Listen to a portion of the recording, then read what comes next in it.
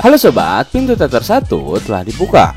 Kali ini Mimin bakalan ngebahas salah satu film keren yang cukup terkenal pada zamannya. Film ini berjudul Man of Fire, menceritakan tentang seorang pria mantan agen CIA yang dengan terpaksa diberhentikan karena ia kecanduan alkohol. Hidupnya menjadi berantakan semenjak dirinya diberhentikan secara terpaksa dan mulai dijauhi oleh rekan-rekannya. Namun suatu hari di negara Meksiko terjadi maraknya penculikan anak yang membuat para keluarga kaya memutuskan untuk menyewa bodyguard untuk anak mereka. Lalu salah satu rekan dari mantan agen CIA ini menawarinya untuk menjadi salah satu bodyguard di sebuah keluarga kaya raya. Lantas bagaimana mantan agen CIA ini bertugas menjadi seorang penjaga anak kecil dari ngerinya penculikan kala itu? Tanpa menunggu banyak lama, mari kita mulai intronya.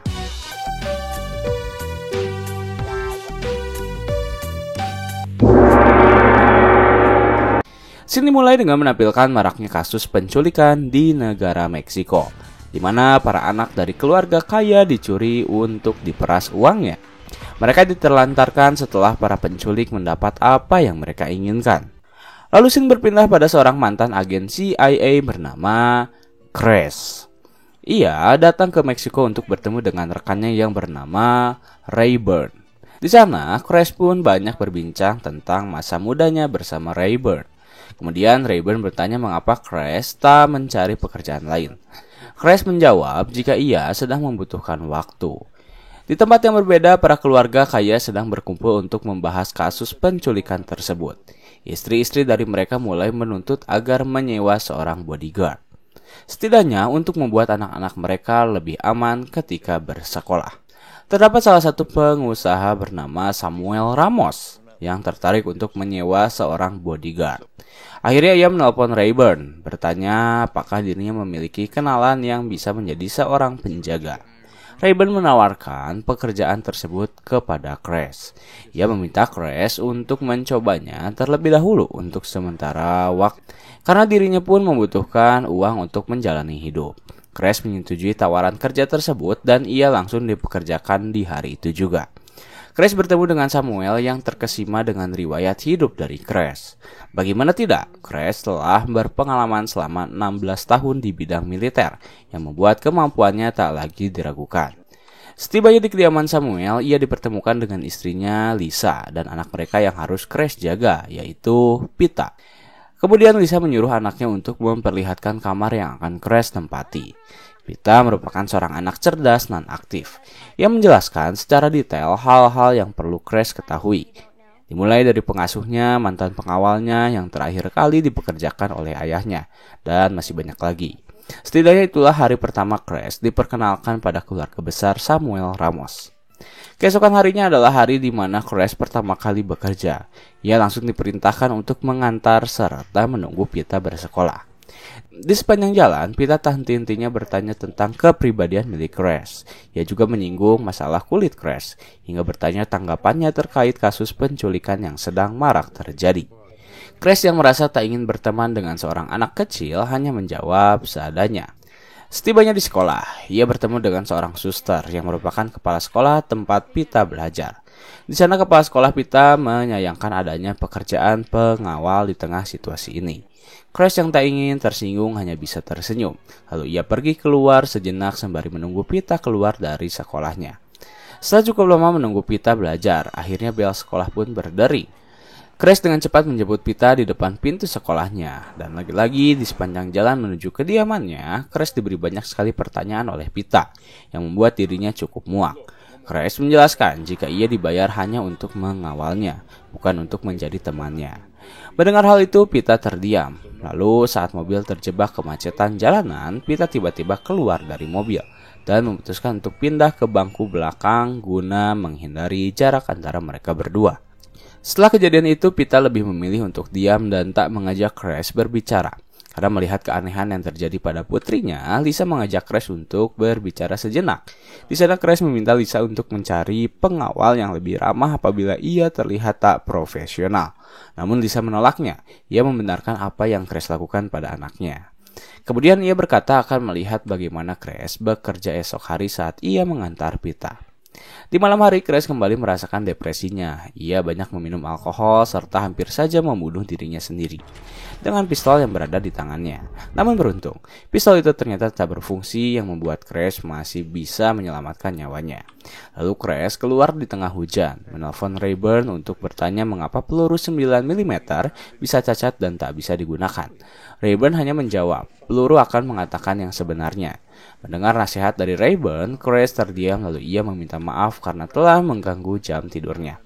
Di kejauhan, Pita melihat kondisi yang Chris alami. Keesokan harinya, hari di mana Chris mengantar Pita untuk pertama kalinya ditemani oleh Lisa. Di perjalanan, Chris merasa sebuah mobil mengikuti mereka. Akhirnya ia mengeluarkan sebuah kertas lalu meminta Pita untuk menulis plat nomor dari mobil yang berada di belakang mobil mereka. Beruntung mobil itu berpindah jalur sehingga Chris telah merasa aman. Setibanya di sekolah, Pita berpamitan dan Chris mengantar terlebih dahulu Lisa ke tempat yang ia inginkan. Kemudian ia kembali ke sekolah Pita untuk melihatnya berlatih berenang. Sembari mengamati cara Pita berenang, Chris mengkoreksi dan memberitahu kekurangan yang Pita lakukan saat berenang. Pita menjawab jika ia memang lambat dan hanya bisa mendapatkan juara ketiga di perlombaan. Chris menyebut bahwa itu semua bisa diubah apabila Pita mau berlatih. Keesokan harinya, Lisa dan Samuel pergi ke luar negeri untuk melakukan perjalanan bisnis. Di kesempatan itu, Chris mengajak Pita untuk berlatih berenang di rumahnya. Chris memberitahu bahwa pelatuk pistol tak akan membuatnya gentar. Hal itu ia terapkan kepada Pita agar ia tak terkejut ketika mendengar voice pistol yang ditembakkan oleh juri. Pita terus berlatih setiap hari didampingi oleh Chris selama 3 minggu lebih sebelum akhirnya Pita memasuki masa kompetisi. Semenjak itulah hubungan antara mereka semakin membaik dan justru memperlihatkan bagaimana seorang pengawal bisa menjadi teman. Hari Pita semakin membaik ketika ayahnya yang baru saja pulang dari luar negeri memberikan hadiah yang Pita inginkan, yakni seekor anjing. Pita begitu senang dan membuat dirinya semakin aktif. Akhirnya hari di mana Pita berkompetisi datang. Saat itu, Chris mendampingi dan meminta Pita untuk mengingat apa yang telah mereka pelajari sebelumnya. Ketika kompetisi berlangsung, Pita benar-benar menerapkan apa yang Chris ajarkan padanya. Dan hasilnya, Pita keluar sebagai juara. Di sana ia sangat senang memeluk Chris dan berterima kasih padanya. Setelah kompetisi selesai, Chris mengajak Pita untuk bertemu dengan Rayburn. Di sana Pita terus mendengarkan cerita bodoh mereka berdua saat mereka masih muda dan bagaimana mengenal namanya cinta. Ketika semua orang terdiam, Pita tiba-tiba mengeluarkan sebuah hadiah beruang untuk Chris. Ia meminta Chris untuk membukanya, dan ternyata boneka itu berisi sebuah kalung. Chris merasa tersentuh. Ia berterima kasih pada Pita karena hadiah tersebut dibeli oleh uangnya sendiri. Pada malam harinya, karena Pita mulai menggemari berenang, ia meminta kepada ayahnya untuk berhenti belajar bermain piano dan lebih fokus kepada berenang. Namun ayahnya menolaknya. Ia mengatakan jika dirinya telah menyiapkan pelatih hebat untuk membuat Pita menjadi seorang pianis handal. Pita bersedih. Ia menceritakan semua hal tersebut kepada Chris saat Chris hendak mengantarnya pergi ke tempat les piano. Setibanya di tempat les tersebut, Pita tiba-tiba kembali memberinya hadiah, yaitu setangkai bunga matahari kecil. Setelah itu, Chris bertanya berapa lama les berlangsung. Pelatihnya menjawab 1 jam. Akhirnya Chris menunggu di taman sembari bermain bersama anjing kesayangan milik Pita. Waktu berangsur cukup cepat. Chris tiba-tiba merasa curiga ketika terdapat sebuah mobil polisi yang terus mengelilinginya. Ia pun hendak bergerak untuk menjemput Pita yang baru saja keluar dari tempat lesnya. Namun ia terlambat. 2 polisi tiba-tiba datang dan menembak Chris. Chris pun langsung membalas menembak dan menyuruh Pita untuk segera kabur dari tempatnya. Setidaknya Chris berhasil membunuh 2 orang polisi. Namun karena tubuhnya yang tak kuat menerima rasa sakit dari beberapa peluru yang bersarang, akhirnya Chris tak sadarkan diri dan Pita terculik. Kasus itu menjadi booming seketika. Pihak polisi menetapkan Chris sebagai tersangka karena ia telah membunuh 2 polisi federal dan diduga terlibat dalam perencanaan penculikan terhadap Pita. Chris yang saat itu tak sadarkan diri hanya bisa pasrah. Saat itu rumah sakit dikerubungi oleh berbagai macam media. Dan tiba-tiba terdapat seorang reporter bernama Mariana yang bertanya mengapa kedua polisi itu berpatroli saat mereka sedang tak bertugas. Polisi terdiam. Mereka lalu menjawab jika intinya 2 anggota polisi itu tewas dalam kondisi berani. Lalu tiba-tiba rekan dari Mariana berbicara bahwa karena kedua polisi itu adalah polisi korup yang melindungi para penjahat. Di situasi keluarga Pita, Sam sebagai ayahnya benar-benar terpukul. Ia tak bisa berpikir jernih dan hanya bisa diwakilkan oleh pengacaranya saja yang bernama Jordan. Saat itu, seorang polisi bernama Fuentes yang bertugas sebagai satgas anti penculikan menghampiri Sam untuk menjelaskan jika polisi akan membantu memproses pencarian Pita. Namun Jordan sebagai pengacara Sam menolaknya. Mereka lebih memilih untuk memproses kasus ini menggunakan cara mereka sendiri. Tak lama setelah itu penculik dari Pita tiba-tiba menelpon pada Sam. Tim Fuentes telah siap merekam setiap sesi obrolan antara Sam dengan penculiknya. Di sana penculik Pita mengatakan bahwa Sam harus menyediakan uang sebanyak 10 juta dolar agar Pita bisa dibebaskan. Ia ingin uang tersebut diberikan sesuai prosedur dan tanpa ada campur tangan dari polisi. Sam pun mengiyakan permintaan mereka. Uang sebanyak masing-masing 5 juta disiapkan dengan 2 kantong berbeda untuk dikirimkan kepada para penjahat. Sementara itu, Crash yang perlahan siuman tiba-tiba melihat Rayburn bersama seorang mantan Interpol yang bernama Manzano. Di sana Manzano mengatakan jika Crash takkan aman berada di rumah sakit, terlebih setelah ia membunuh para polisi. Akhirnya, Crash diputuskan berpindah tempat ke rumah sakit yang lebih aman. Kembali ke Sam yang pada malam harinya langsung mengikuti seluruh perintah yang penculik perintahkan kepadanya. Namun malam itu tiba-tiba terjadi sebuah insiden yang membuat uang milik Sam menghilang, serta keponakan dari sang penculik harus tewas terbunuh. Akibat insiden tersebut, penculik meminta maaf kepada Sam dan Lisa karena Pita harus pergi bersama Tuhannya. Mendengar hal itu, Lisa tak kuasa menahan tangis. Ia meminta kepada penculiknya untuk membebaskan Lisa dan menyelamatkannya. Namun lagi-lagi penculik itu meminta maaf karena semua telah terjadi begitu saja. Kemudian scene berpindah pada Manzano dan rekannya yang menghampiri Crash. Saat ia perlahan telah siuman, Crash langsung diminta untuk mengenali beberapa wajah polisi federal yang ia tembak. Tetapi tak ada satupun yang Crash kenali. Lalu Manzano menceritakan bahwa 2 anggota polisi yang Crash tembak merupakan para polisi korup yang dilindungi oleh persaudaraan bernama La Hermandad. Hari demi hari, kondisi Crash mulai membaik. Ia pun dijemput oleh Rayburn untuk menghirup udara segar setelah sekian lama ia menghirup infusan. Saat Crash kembali ke taman tempat di mana kejadian ia ditembak, Crash sangat amat mengenali bagaimana kronologi penculikan itu terjadi.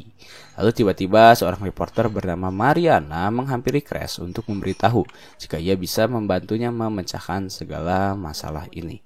Mariana juga kembali menjelaskan tentang apa itu La Hermandad dan seberapa berpengaruhnya mereka terhadap pemerintahan Meksiko. Crash hanya tersenyum, lalu Mariana memberikan kartu namanya dan meminta Crash untuk menghubunginya apabila ia membutuhkan sesuatu. Kemudian Crash kembali ke mobil dan memberitahu Rayburn jika ia siap untuk mencari keberadaan Pita dan siap untuk membalaskan dendamnya. Setelah Rayburn mengantarnya, Crash memutuskan untuk kembali ke kediaman Samuel Ramos untuk mengambil barang-barangnya. Di sana ia menemukan Alkitab miliknya serta buku kecil milik Pita. Di buku tersebut terdapat plat nomor yang Crash minta pada Pita untuk mencatatnya. Juga terdapat sebuah surat yang menandakan bahwa Pita mulai menyayangi Crash sebagai teman dekatnya. Tak lama setelah itu Lisa tiba-tiba datang. Crash meminta maaf karena ia hanya ingin membawa barang-barangnya saja. Namun Lisa membiarkan Crash untuk tetap tinggal. Lalu Lisa tiba-tiba menangis. Ia menyesalkan dirinya karena terlalu memikirkan dirinya sendiri daripada Pita. Melihat Lisa menangis, Crash berjanji bahwa ia akan membunuh seluruh orang yang terlibat serta mendapat keuntungan dari penculikan tersebut. Dan hal itu ternyata didukung oleh Lisa. Akhirnya Crash mulai bergerak. Ia menyiapkan semua amunisi. Kembali mengasah bagaimana cara ia menembak target. Dan keesokan harinya Crash memulai pergerakannya dengan mengincar mobil yang plat nomornya telah ia ketahui. Ia berhasil menemukan seorang pria yang langsung dirinya tawan. Kemudian Crash membawanya ke sebuah tebing. Di sana Crash terlebih dahulu menyiksanya, mengikat tangannya di atas setir mobil dan setelah semuanya siap, Crash mulai menginterogasi. Dimulai dari bertanya tentang apa itu La Hermandad. Pria yang ditawan oleh Crash sama sekali tak menjawab. Crash memakluminya. Ia lalu memberi ancaman akan memotong jari miliknya satu persatu apabila ia tak mau menjawab. Crash bertanya sekali lagi dan ia kembali tak menjawabnya. Akhirnya Crash memberi pelajaran dengan memotong satu jari milik pria tersebut hingga ia benar-benar kesakitan. Disitulah Crash mendapat jawaban. Ia menjawab jika dirinya adalah seorang profesional yang hanya bekerja di bawah bosnya. Ia juga memberitahu bahwa tak ada satupun yang mengetahui bosnya. Mereka berkomunikasi melalui telepon dan ia bertugas mengantar Pita ke seorang wali. Petunjuk baru ditemukan. Crash kembali memintanya untuk menjelaskan siapa itu Wally. Karena ketakutan, pria tak mau menjawabnya. Namun Crash mempunyai senjata andalan. Crash meniat telinganya perlahan hingga membuat ia mau memberitahu siapa itu Wally yang menjadi perantara penculikan Pita. Setelah semua yang Crash mau ketahui telah ia dapat, dirinya langsung memberi pria itu sebatang rokok, lalu keluar dari mobil dan menembaknya hingga tewas. Setelah itu Crash membuang mobil tersebut dari atas tebing hingga mobil tersebut terbakar habis. Tak berhenti dari situ. Setelah mengetahui siapa itu Wally, Crash langsung pergi ke tempat di mana para wali berada. Crash menyamarkan identitasnya dan memasuki sebuah klub dengan santai. Saat ia berhadapan dengan penjara, Crash bertanya di mana Wally. Penjaga itu menjawab jika ia tak tahu. Namun saat Crash menodongkan senjata kepadanya, barulah penjaga itu membawa Crash ke dalam. Di sana ia bertemu dengan seorang pria keriting yang merupakan Wally dari penculikan Pita. Ketiga orang itu diikat dan diberi beberapa pertanyaan. Karena ketiga orang tersebut tak mau menjawab, akhirnya mereka dipisahkan masing-masing. Dan kini hanya tersisa sang Wally. Wally yang telah ketakutan akhirnya mau memberitahu tentang apa yang ia ketahui. Wally itu memberitahu jika penculikan itu dilakukan oleh seorang pria yang dikenal sebagai Voice. Juga terdapat beberapa konspirasi yang menyelimuti penculikan tersebut, di mana ternyata uang yang Sam persiapkan dicuri oleh kepala Satgas anti penculikan dan pengacaranya sendiri, yakni Fuentes dan Jordan. Mendengar hal itu, kini konspirasi penculikan terhadap Pita semakin menarik karena Crash berpikir bahwa Sam pasti terlibat dalam kasus ini. Kemudian sang wali itu memberitahu jika pergerakan uang mereka berada di sebuah kartu ATM yang terdapat di sakunya. Crash mengambil kartu tersebut dan bertanya tentang PIN-nya. Sang wali juga memberitahu PIN kartu ATM tersebut. Setelah semuanya berjalan dengan lancar, Crash mengucapkan selamat tinggal kepada sang wali. Ia pun lalu ditembak hingga tewas. Kemudian interogasi berlanjut kepada ibu sang wali. Terlihat ketakutan yang tersorot dari matanya. Ibu wali itu hanya mengatakan jika ia akan menyerahkan Pita padanya. Karena kebetulan Pita berada di tempat itu, tentu kabar itu membuat Crash senang. Jadi ia tak harus membunuh ibu dari wali tersebut. Namun saat Crash diperlihatkan tempat para anak-anak yang diculik berada, tak ada keberadaan dari Pita. Tapi setidaknya Crash berhasil menyelamatkan seorang anak yang tengah diculik. Crash pun langsung bertindak. Ia menyiram tempat tersebut dengan bensin lalu membakarnya hingga hangus tak tersisa. Semua orang yang menikmati pesta justru senang dengan terbakarnya tempat tersebut. Sementara itu, setelah Crash berhasil keluar dari tempat itu, ia langsung bertemu dengan Mariana. Di sana ia menyerahkan seorang anak kecil yang baru saja dilaporkan diculik. Crash juga meminta Mariana untuk memeriksa kartu ATM yang ia dapatkan untuk mengetahui kebusukan dari pengacara Sam dan kepala Satgas anti penculikan. Keesokan harinya, Crash kembali beraksi. Kali ini yang menjadi targetnya ialah kepala Satgas anti penculikan, yaitu Fuente. Crash telah mengincar Fuente yang dikenal selalu dikawal dalam setiap perjalanannya. Saat itu Crash melihat sebuah rumah yang strategis untuk ia jadikan sebagai tempat bersembunyi. Ia pun meminta izin kepada pemilik rumah sembari menyiapkan senjata andalannya. Dan saat rombongan Fuente melintas, Crash langsung menembak mereka. Kericuhan terjadi. Dengan santainya Crash langsung keluar sembari menembaki anak buah Fuente. Kemudian ia mengambil alih mobil Fuente dan membawanya ke bawah jembatan. Saat Fuente tersadar, ia telah berada di depan kap mobil dengan kondisi wajah tertutup serta tangan terikat. Di sana Crash menjelaskan terlebih dahulu bahwa kini di dalam bokongnya telah terdapat sebuah bom yang ia rakit sedemikian rupa. Dan Crash memberi Fuente waktu selama 5 menit untuk mengungkapkan semuanya. Waktu berjalan, Fuente tak kunjung mengungkapkan sesuatu. Crash dengan santainya menunggu kapanpun Fuente ingin berbicara. Karena ketakutan, akhirnya Fuente mulai berbicara. Ia mengatakan jika dirinya adalah presiden dari La Hermandad. Penculikan itu juga merupakan bisnis yang ia lakukan bersama Jordan. Ya, orang yang mencuri uang milik Sam serta membunuh keponakan penculik dari Pita ialah anak buah Fuente, yang ia lakukan semata-mata demi uang. Namun Fuente menjawab jika sebagian uang yang ia curi ternyata palsu. Uang tersebut dicuri oleh Jordan sesaat sebelum terjadinya pertukaran. Crash paham dengan apa yang Fuente katakan. Fuente bahkan hendak menyogok Crash dengan memberinya uang sebanyak $2,5 juta. Namun Crash tak sekotor itu. Waktu berlalu, kini tersisa tinggal kurang dari 1 menit. Crash berpamitan pada Fuente karena kini Fuente mulai tak berguna. Saat Crash perlahan pergi, muncul asap dari bokong Fuente dan tak lama kemudian bom pun meledak. Kini perlahan penculikan mulai terungkap. Pergerakan selanjutnya yang Crash lakukan ialah menghampiri Sam untuk bertanya yang sesungguhnya. Saat itu Sam tengah berdoa di tempat di mana ayahnya tewas. Melihat adanya keributan, Lisa bertanya apa yang terjadi. Crash menjawab, biar Sam yang menjelaskan. Situasi semakin tak terkendali. Lisa mendesak agar Sam mau mengatakan yang sesungguhnya. Karena ia pun depresi, Sam menjelaskan jika ia terpaksa menyetujui penculikan terhadap Pita hanya untuk kepentingan bisnisnya. Karena ia harus mewarisi hutang milik ayahnya yang jumlahnya sangat banyak.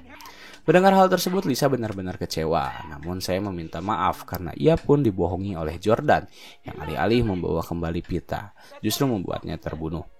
Crash hanya terdiam karena Pita terlanjur kecewa dan marah. Ia pun mempersilahkan Crash untuk membunuhnya. Crash lalu menyiapkan pistolnya, lalu ia menghampiri Sam dan mengatakan bahwa biarlah peluru yang menuntunnya. Kemudian Crash meninggalkan Sam bersama pistolnya. Dan saat Crash pergi, terdengar suara tembakan dari tempat Sam berada. Perjalanan belum berhenti. Crash masih belum menemukan siapa penculik Pita yang sebenarnya. Di satu sisi, Crash berhasil mendapatkan informasi dari Mariana bahwa pemilik kartu ATM yang Crash berikan padanya bernama Reina Rosas. Mariana juga memberikan alamat lengkap tempat tinggal dari Reina. Tentu hal itu mempermudah jalan Crash untuk menemukan keberadaan penculik asli. Sementara itu Mariana dihampiri oleh Manzano yang memberitahu bahwa rekannya berhasil menemukan siapa orang di balik pria yang sering disebut sebagai Voice. Ia pun memerintahkan Mariana untuk mempublikasikan wajahnya di koran esok hari. Saat Mariana baru saja pulang dari kantornya, seorang pria berpakaian topeng tiba-tiba menembak supirnya dan mengancam Mariana untuk tak mempublikasikan foto tersebut. Mariana yang terkejut hanya bisa terdiam. Beruntung ia tak dibunuh oleh pria tersebut. Tetapi meskipun demikian, keesokan harinya Mariana tetap mempublikasikan foto dari pria bernama Voice itu. Mari kita kembali ke pergerakan Crash. Setelah ia berhasil menemukan tempat keberadaan Reina Rosas, Crash langsung masuk ke dalam setelah seorang anak kecil menuntunnya.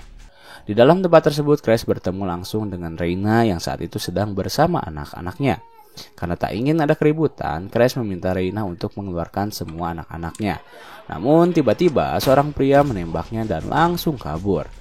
Tak ingin targetnya kabur begitu saja, Crash langsung mengejarnya ke bawah. Tetapi pria itu berhasil kabur menggunakan mobil miliknya. Saat ia kabur keluar dari rumahnya, mobil yang ia kendarai tiba-tiba tertabrak oleh truk yang menyebabkan Crash bisa menangkapnya kembali. Kemudian terjadilah proses interogasi. Crash ingin Reina menjelaskan semuanya. Reina menjelaskan bahwa pria yang ia tangkap adalah saudara dari pria bernama Voice. Dan nama asli dari pria itu adalah Daniel. Sementara Reina merupakan istri dari Daniel itu sendiri. Setelah mendapat nama asli dari penculik itu, Crash meminta Reina untuk menelponnya. Tetapi Reina beralasan jika sinyal di dalam rumah mereka buruk dan meminta menelponnya di luar. Tentu Crash mengabulkan permintaannya. Setelah berada di luar, Crash akhirnya untuk pertama kalinya bisa berkomunikasi dengan Daniel. Di sana Crash ingin menyapa Daniel dengan kekerasan. Ia memberikan ponsel tersebut kepada saudara Daniel lalu menembak tangannya dengan shotgun yang membuat Daniel ketakutan. Mendengar suara tembakan itu, Daniel tiba-tiba mengatakan jika ia siap untuk melakukan negosiasi. Daniel memberitahu jika ia siap untuk memberikan Pita padanya. Namun dengan syarat, nyawa dibayar nyawa, Pita akan diserahkan, sementara Crash harus menyerahkan dirinya kepada Daniel. Tanpa basa-basi, Crash menyetujui hal itu dengan syarat ia ingin memastikan bahwa Pita masih hidup. Dengan cara, Daniel harus menyebutkan siapa nama boneka milik Pita.